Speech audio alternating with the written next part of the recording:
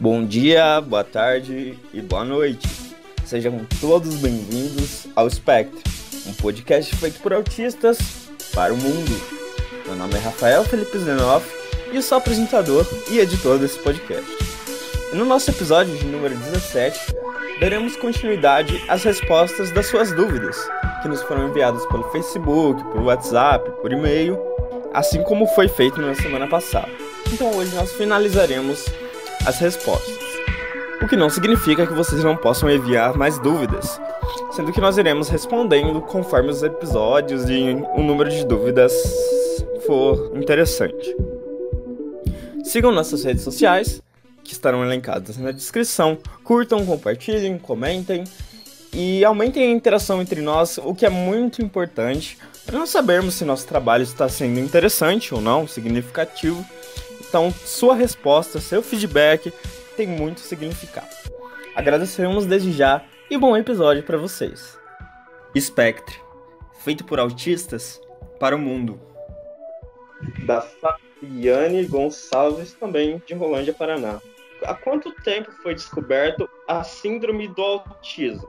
Como eram tratadas as pessoas autistas antes da descoberta? Eu acho que o Kira que mais tem para falar sobre isso.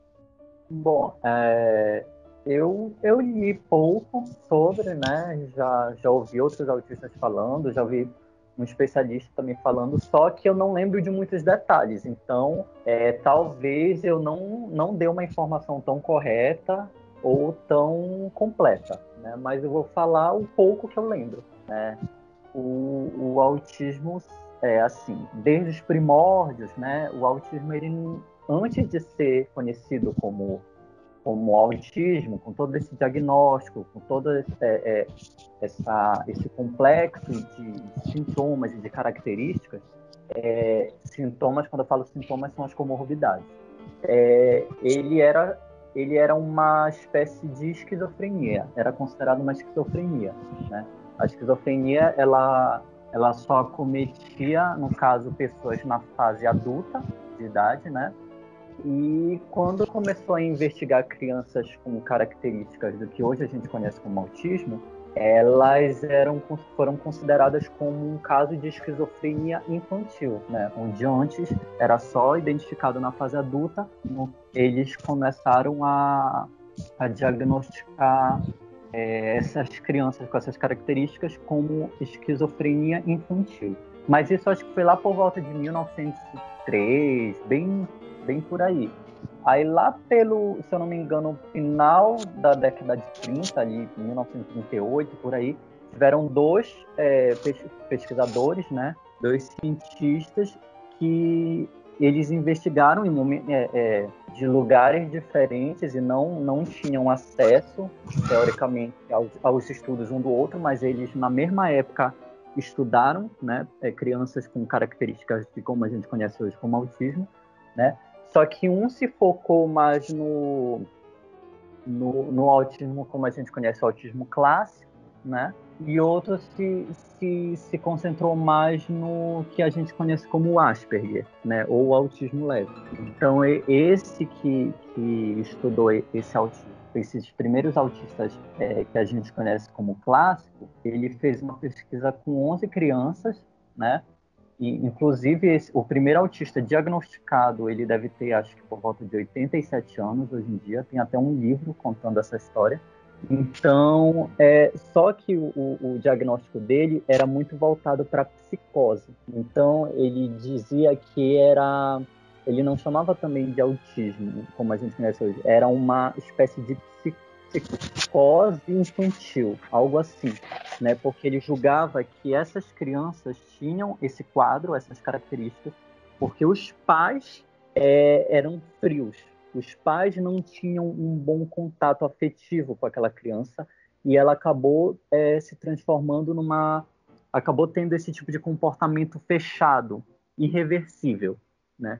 Então, ali por final dos anos 30, esse foi o diagnóstico que ele deu, né? Enquanto o outro, que é mais conhecido, o Hans Asperger, né, lá na Alemanha, ele Ele teve um outro tipo de abordagem, ele investigou características um pouco diferentes, mas similares a esse primeiro, onde ele investigava crianças com características, né, mais introspectivas, enfim, várias características do autismo, só que com uma preservação muito boa da questão cognitiva, né, de memória e de hiperfoco, né, que ele chamava como pequenos professores, mini professores, né, ele julgava assim.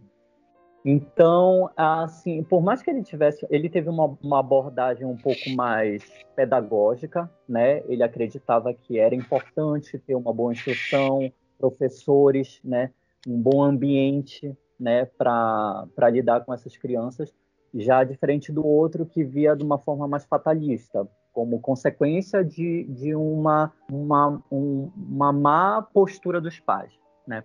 Só que apesar do Hans Asperger ter tido essa abordagem mais pedagógica, hoje em dia, né, teve estudos muito recentes, poucos anos atrás, que parece que descobriram que ele trabalhou, porque ele trabalhava na Alemanha na época do nazismo, né, ele fazia essas pesquisas. A gente sabe que na época do nazismo teve muitas pesquisas científicas, e a maioria, infelizmente, muito bizarras, né? Então, ele infelizmente parece que trabalhava com outras crianças também, e as crianças que não tinham desenvolvimento intelectual bom, como essas que são julgadas como síndrome de Asperger, ele mandava para lugares onde, né, as crianças eram praticamente abandonadas. Então, por isso que hoje na comunidade, inclusive, está crescendo muito o início da exclusão desse termo Asperger, justamente por causa do passado desse pesquisador que trabalhou com o nazismo, né? Então, hoje, muitas pessoas não estão mais usando a palavra Asperger ou síndrome de Asperger, né? Estão se adequando mesmo aos últimos diagnósticos, que chamam de espectro do autismo, né? Ou autista leve, né?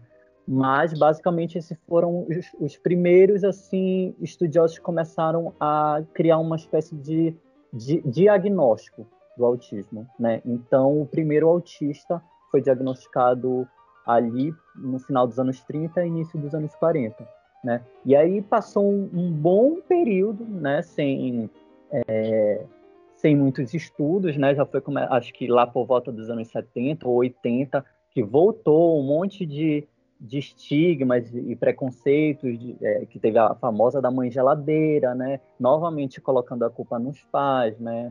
Focando agora na mãe, né? Aí depois veio outros dizendo que a vacina causava, enfim, causou uma confusão. Então, o autista, por muito tempo, ficou estigmatizado, né? Então, os familiares não queriam nem saber se a criança poderia ter autismo, porque era uma coisa muito feia, né? E foi só lá no final dos anos 80, 90, principalmente muito com a movimentação dos familiares, né? Que começou uma série de novas pesquisas, até hoje a gente chegar ao que a gente conhece como transtorno do espectro autista. Mas então, basicamente, pelas minhas leituras que são rasas, talvez eu tenha errado algumas coisas, foi mais ou menos por aí. Só trazendo alguns dados. Na verdade, a pesquisa não foi no final da década de 30, mas no começo da década de 40. E o psiquiatra que começou a estudar o autismo clássico, né, entre aspas, se chamava Leo Kanner. Ele era americano, enquanto que na Alemanha era Hans Asperger. E hoje em dia existem dados concretos, ainda não tão concretos, na verdade, que ele era, sim, membro do partido nazista, né, e servia o regime nazista, e ele, inclusive, fazia experiências de eutanásia com crianças deficientes. Então, por isso que existe toda essa controvérsia em cima do nome dele e usar o nome dele para tratar da síndrome de Asperger. Eu, particularmente, também prefiro... Não me denomino... Por mais que no meu diagnóstico esteja escrito lá, segundo o DSM-4, síndrome de Asperger, eu não me intitulo Asperger, eu sempre falo que eu sou autista, porque eu sou, né? Asperger é autismo, querendo ou não, mas eu procuro não usar o nome dele, porque a gente não sabe exatamente a história dele, e eu prefiro não ser associado a um nazista. Enfim, vamos para a próxima questão. Hum, a Victoria Diniz, de Ourinhos, traz algumas perguntas que a gente pode responder. Que tipos de falas equivocadas a respeito do autismo vocês já escutaram e como vocês costumam reagir a isso? Quase todas, né? Possíveis. Primeiro, como eu já havia falado antes, né, que o autismo é uma doença. E a gente sabe que hoje, alguém me corrige se eu estiver errado, parece que foi em 2012 que o autismo foi reconhecido como uma deficiência, não foi isso? Houve a equiparação legal, na verdade. Então, se é deficiência, né, se a gente for parar para pensar no contexto de deficiência é algo que falta, né? E o autismo a gente já nasceu com ele, então não pode ser, então não posso, é errado dizer que é uma doença. Sim, na verdade é considerado hoje um transtorno espectro, né? Que transtornos no geral não são considerados doenças, na verdade. Até porque, em sua maioria, não tem cura, às vezes não tem sintomas físicos, nem às vezes tem, na verdade. Mas enfim, eu também não tenho tanto conhecimento na área, mas existe uma diferenciação científica para o que é doença e o que não é. Mas a gente sabe que autismo não é doença, é só, sei lá, uma maneira de processamento diferente, podemos dizer. Mais alguma coisa? Assim, isso daí, tá, né, que foi falado é uma mentira, e outra também que falam muito é que autista é sempre calado, que não se socializa, que não acredita que eu seja autista porque eu falo demais, porque eu falo com todo mundo, e isso também é uma mentira, porque na verdade, assim, muitas crianças autistas, na verdade, elas falam e falou muito também. Só que o que acontece? Com o passar do tempo, na adolescência, na juventude, na idade adulta, de tanto ser rejeitada, a pessoa ela se fecha em si mesma. Por isso que criou esse estereótipo assim, do autista que é tímido, que não fala, que não interage, porque a pessoa simplesmente ela foi bloqueada, né, nas interações que teve. E assim, eu nunca aceitei isso. Então, por mais que eu fui rejeitada e tal, muitas vezes, eu nunca deixei que isso me afetasse. Às vezes, assim, mas as crianças autistas em geral, que não sejam, claro, do nível mais severo, que realmente não sabem falar, e esse tipo assim, geralmente falam muito bem. É com o tempo que param de fazer isso. Então, assim, então esse é uma mentira e é um estereótipo. Sim. E tem vários, né, que fica se balançando e tal. Ah, pode falar aqui. Não, eu ia falar que comigo também acho que foi mais essa questão de não falar diretamente, mas falarem de autismo como se fosse doença, né? Ou aí mais diretamente comigo era tipo assim, nossa, eu não sabia, eu não esperava que tu fosse autista, porque sempre parecia-te normal, né? Então usar essa palavra como se autista tivesse que ser um monstro, né? Ou então falarem comigo, não, realmente, eu sempre percebi que tu eras muito inteligente também. Por mais que seja um elogio, é um estereótipo também, e eu não concordo, entendeu? Acho que a minha inteligência é uma inteligência comum, entendeu? Normal, como de qualquer outra pessoa, né? E eu sei que isso vem muito do estereótipo do autista savant, né? Que é muito raro, né? Porque a mídia colocou muito em filmes, né? Aquele clássico garotinho gênio da matemática, enfim, né?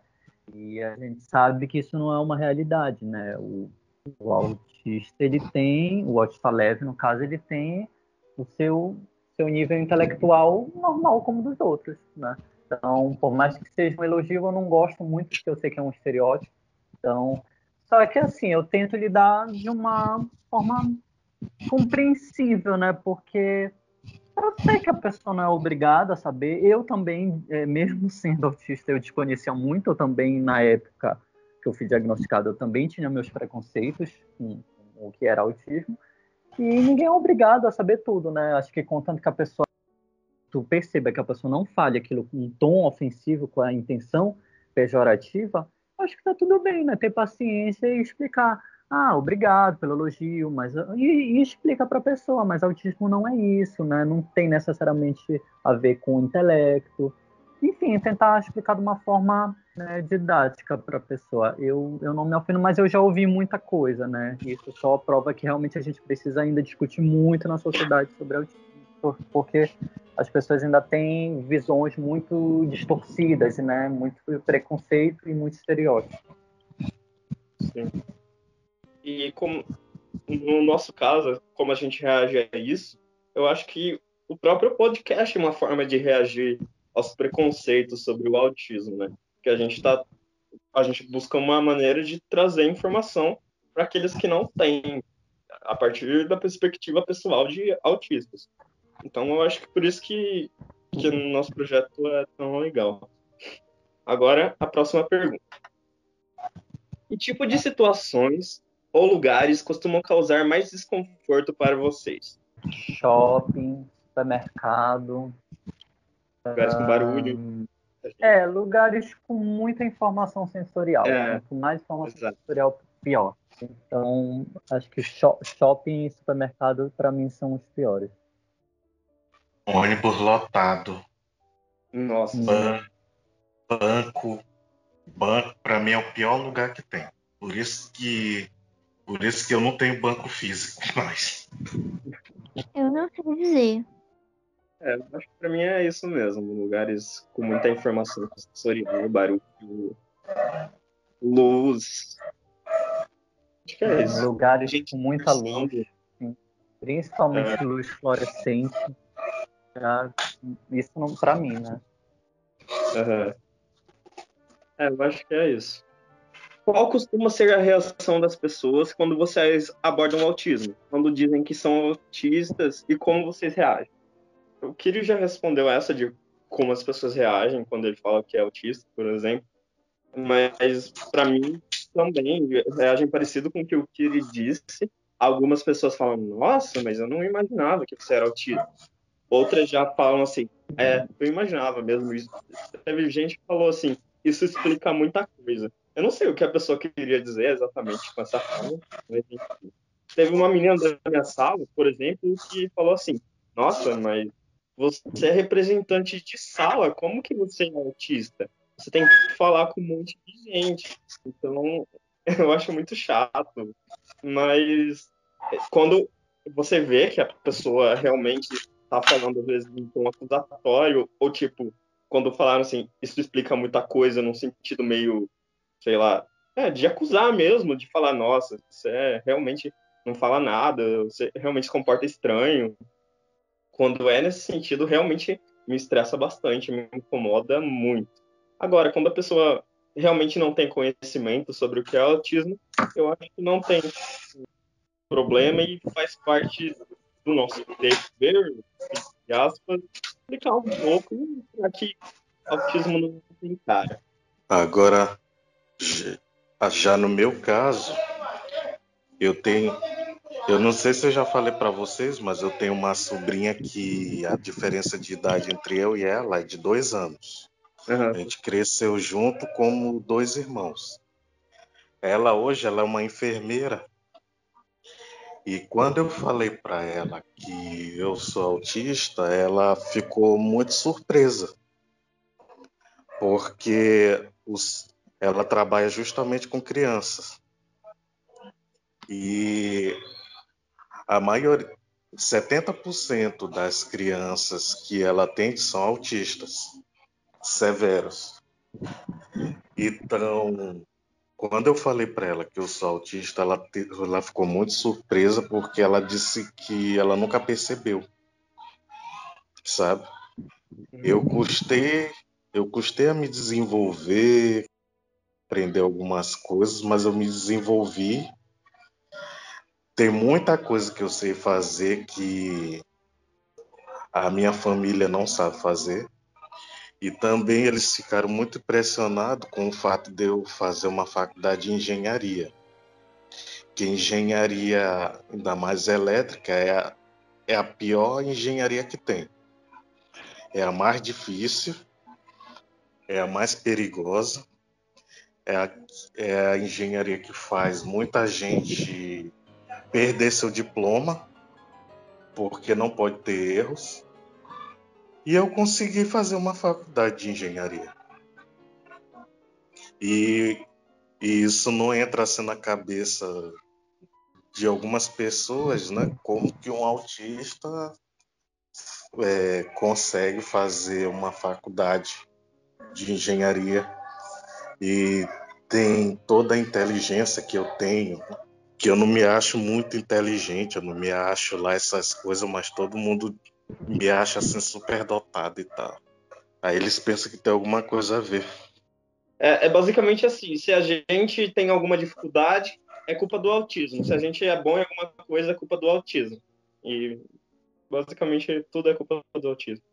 Próxima pergunta. Por que as pessoas neurotípicas mais têm dificuldades de entender em relação às características do autismo, na opinião de vocês? Assim, pelo menos na minha experiência, né, que pode ser diferente, o que muita gente não entende é como que eu consigo ter tanta facilidade, ou pelo menos nenhuma dificuldade, com coisa que é difícil, muito difícil, mas em relação àquilo que é fácil, tipo assim, que todo mundo sabe, que todo mundo aprende sozinho, eu não consigo de jeito nenhum. Isso é o que as pessoas têm, que neurotípico e até mesmo muitos autistas têm dificuldade. Nossa, mas você conseguiu isso, mas não consegue aquilo. Igual, por exemplo, nossa, mas você conseguiu escrever um livro, mas não consegue cortar uma fruta, por exemplo. Tipo assim, não entende isso, como que eu consigo ser muito bom com algumas coisas e péssima com outras. Sim, eu acho que a Scarlett definiu muito bem. Realmente, acho que comigo também é isso. Inclusive, essa questão foi muito o que fizeram duvidar das minhas dificuldades, né? Porque como eu era muito bom em algumas coisas que para a maioria das pessoas era muito difícil, ninguém acreditava quando eu tinha dificuldade com uma coisa que para elas era simples e para mim era muito difícil, né? Tipo assim, não faz sentido para a cabeça deles, não fazia sentido eu ser muito bom em coisas difíceis e com, sei lá, colocar o botão da camisa, sabe? Outras coisas que para todo mundo é normal e comum, eu senti tanta dificuldade. Então achavam que era mentira ou que era exagero, né? Então, assim, na minha experiência também, eu acho que o principal foi esse ponto, realmente, de não acreditarem, não entenderem como é que eu tenho tanta dificuldade para coisas que eles acham tão simples e tão fáceis. E a questão, acho que, de ritmo, de entender o ritmo, né? Tipo, eu ter um tempo muito específico, assim, eu ter um ritmo muito específico, né? E a sociedade, nessa idade tu já tens que ter tudo volta para o padrão, né, da sociedade. Então nessa idade tu já tens que pensar assim, tu já tens que te comportar assim, tu já tem que ser assim, tu já tem que ter um trabalho, tu tem que estudar. Então quando elas percebem que eu estou completamente fora de todo esse padrão na idade que eu tenho, sendo um homem, né? Eles esperam que tu sejas uma determinada pessoa por ser homem, por ter tal idade, sendo que eu tenho um ritmo muito diferente das pessoas, né? E antes eu me apressava muito, né, para seguir o padrão. Hoje em dia não, hoje em dia eu já me entendo e eu fico muito tranquilo com o meu próprio ritmo, eu sigo ele de uma forma muito tranquila. Mas eu percebo que as pessoas têm muita dificuldade em aceitar e entender o meu ritmo pessoal. Principalmente, né, que sendo um homem de mais de 30 anos, não é isso? Sim. Sendo um homem de mais de 30 anos, que teoricamente tu não era mais nem para estar morando com teus pais, tu já era para ser casado, Tu já Nossa, era já pra tu era trabalhar pra. numa grande empresa. Sim, É exatamente. tipo Era para eu isso. me vestir de tal forma, e às vezes eu me visto meio infantil, eu falo meio infantil, eu gosto de brincar, entendeu? Então, todas essas coisas, enfim, é todo esse peso, né, desse estereótipo da sociedade neurotípica, eu acho que é uma das coisas mais complicadas de lidar mesmo. No meu Sim, é caso, verdade. eu quando eu era criança, eu tinha muita dificuldade de deixar as pessoas me tocarem. Por exemplo, um aperto de mão, um abraço. Ou então simplesmente ficar apertando minhas bochechas, assim, eu não deixava. Eu me lembro que quando eu era criança, minha mãe ela me colocava um boné, eu atirava o boné longe. Aí ela, aí ela colocava, aí ela colocava umas pulseirinhas, eu arrancava as pulseiras tudinho. E as pessoas não entendem, e as pessoas não entendem essa minha sensibilidade, entendeu? Às vezes, hoje eu não tenho tanta, né, assim, dificuldade de deixar as pessoas me tocarem. Mas quando eu sou pego de surpresa, assim, eu me sinto meio desconfortável, sabe? Quando alguém chega me abraçando do nada, dá vontade de eu dar um soco na pessoa. Sim. E as, e as pessoas não entendem isso, né? Aí, é, por exemplo, eu uso óculos direto, da hora que eu acordo até a hora que eu vou dormir. Aí as pessoas não entendem o fato de eu ficar usando óculos o dia todo e não gostar de usar um relógio, de usar um cordão, de usar adereços mesmo. Eu acho que tem uma coisa importante que a gente tem que tocar, por exemplo, nas crises, né? No meltdown, por exemplo, muita gente não entende o que é um meltdown e acha que é birra. E Ah, muitos sim, pais, com certeza. É frescura. que é frescura, e em adultos também. Quantas vezes já não achei que eu tava com frescura, sei lá, e, e outras coisas. Eu acho que no geral mesmo as pessoas não entendem como nós funcionamos, como às vezes a gente gosta de um padrão de coisas, de sentar em determinado lugar, de comer de determinada forma. As pessoas acham que isso é frescura e tal, e isso é muito estranho, porque tem uma importância, pelo menos para mim, no meu caso. Algumas coisas têm uma importância muito grande, igual vocês falaram, para outras pessoas não tem. E, e enquanto a gente é obrigado todo dia a entender como os outros funcionam, como os neurotípicos funcionam, os outros às vezes nem tentam nos entender. E eu acho que isso que é o mais triste, sabe? E por isso que a gente tem que lutar por espaço. Com certeza. E eu nem exijo assim que me entendam. Eu exijo só respeito, entendeu? Eu acho que Exato. independente de tu ser autista, não ser autista, tu ter qualquer. Não precisa tu ficar colocando essa maldita expectativa em cima da pessoa, entendeu? Se tu tens um padrão de como todo mundo tem que ser em tal idade, de como todo mundo tem que ser em tal cidade, de como todo mundo tem que ser de tal sexo, entendeu? Isso é um problema teu que tu tens que desconstruir, entendeu?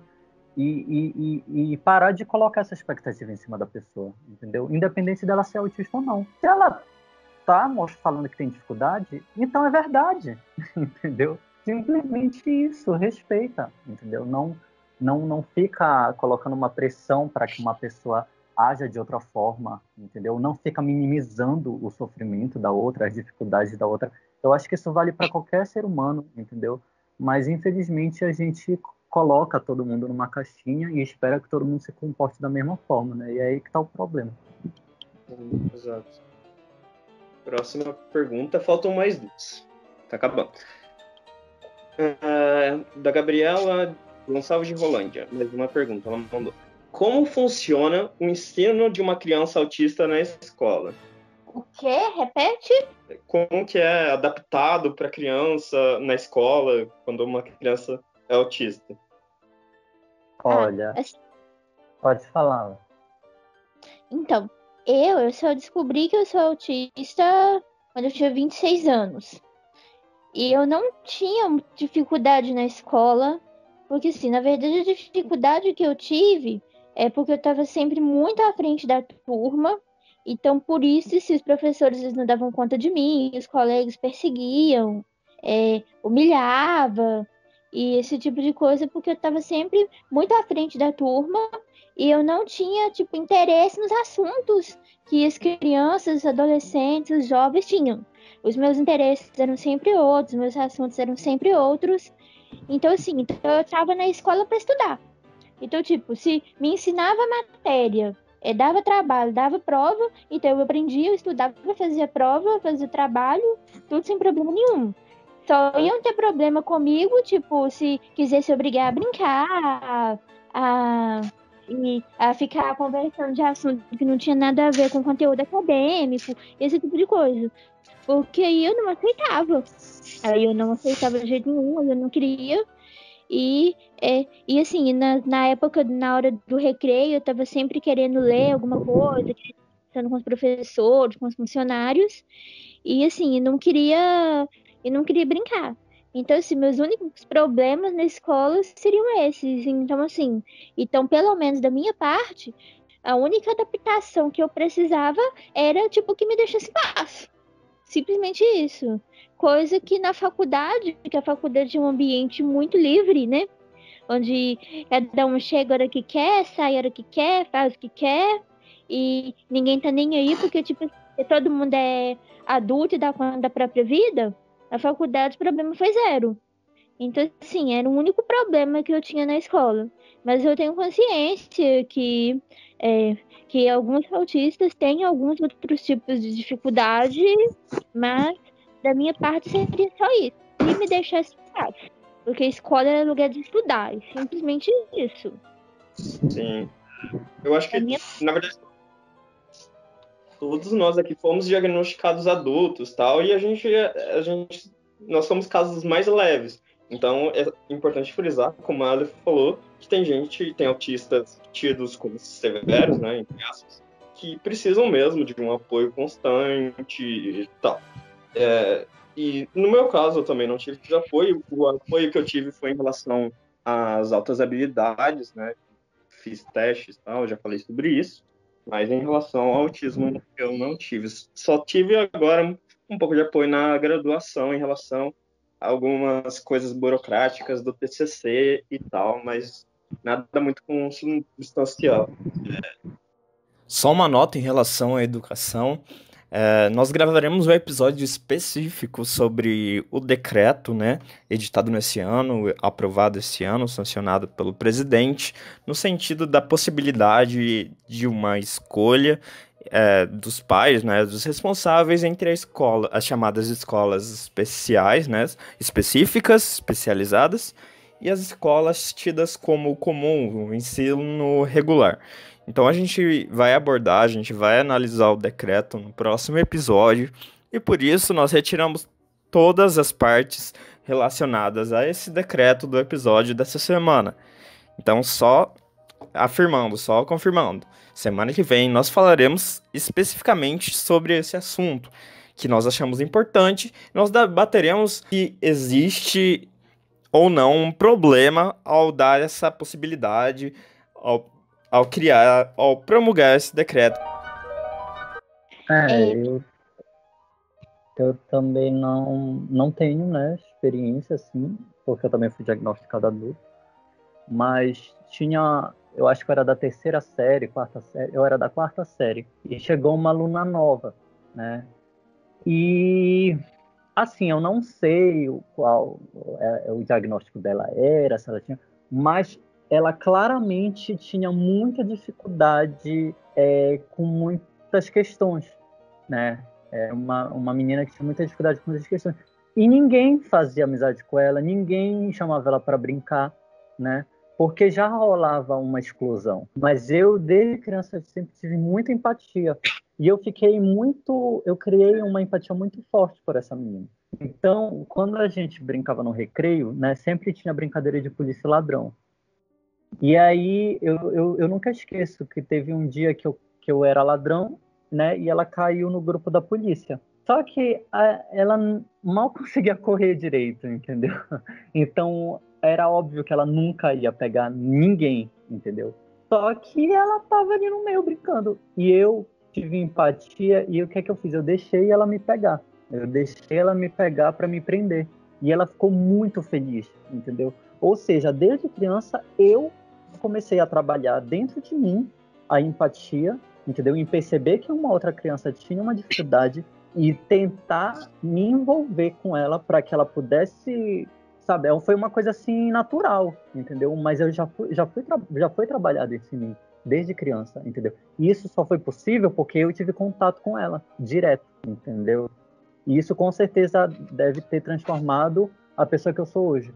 Então, se tu vai separar a escola de crianças assim, crianças de outra forma, tu nunca vai educar as crianças neurotípicas, né, para ter empatia com as outras, porque elas vão ficar na bolha delas, entendeu? Então, se hoje, mesmo com as crianças todas juntas, a gente já vê uma dificuldade, uma segregação, um preconceito pesado na sociedade, que é o principal problema das pessoas com deficiência no mundo, imagine com as escolas separadas, entendeu? Essas crianças não vão trabalhar essa empatia, elas não vão trabalhar essa questão da inclusão. Então só vai piorar mais ainda o futuro da sociedade. Porque essas pessoas vão ser excluídas, vão ser pessoas que ninguém quer lidar e ninguém nem sabe como lidar. E é exatamente o contrário que a gente tem que fazer. A gente tem que ensinar, não é só professores, não é só profissionais da saúde que tem que aprender a lidar com as pessoas, é a sociedade como um todo, é um problema na raiz da sociedade. Então todas as pessoas, as crianças, todas as pessoas no trabalho têm que aprender a inclusão, têm que entender o outro lado. Vamos lá para a última pergunta. Da Marcela Gonçalves Balbo, de Londrina, Paraná. Quais são os grupos do autismo? E quais as características das pessoas de cada grupo? Primeiro, eu já vou impugnar que a palavra correta não seria exatamente grupo. A gente pode falar, alguns falam níveis, classificação, mas grupo em si não é a terminologia mais utilizada. Mas podem falar. No caso, os níveis que tu fala é severo, moderado, leves? Sim. Exato. Na verdade, não se fala mais exatamente em nível severo. Tá, vamos por partes. Normalmente, até recentemente, existiam várias divisões para falar sobre o autismo. Inclusive, a síndrome de Asperger era uma, o autismo infantil era dividido, o que não faz muito sentido, porque, enfim, o Kira, inclusive, falou sobre isso, que ele recebeu o diagnóstico, né, de autismo infantil e questionaram isso. É meio estranho, essa classificação era bem estranha. Daí na comunidade surgiu os chamados níveis de autismo, que seriam o nível leve, né, o autismo leve, o autismo moderado e o autismo severo ou mais grave.